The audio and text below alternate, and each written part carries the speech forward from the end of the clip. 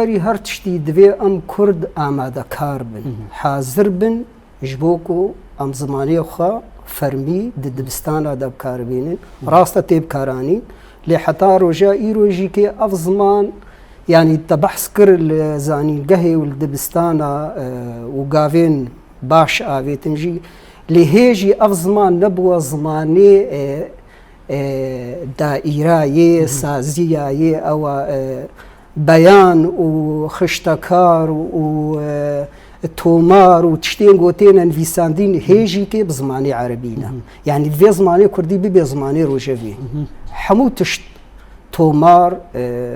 dokmant hemû tişt pê bêne nivîsandin jî ve cedvê kurdê me jî kê ji vî tiştî re amade bin ji aliyê kadriyê xwendinê ve mamostayan ve hazir bin ji aliyê ferhengê wan ve ji hemû aliyan ve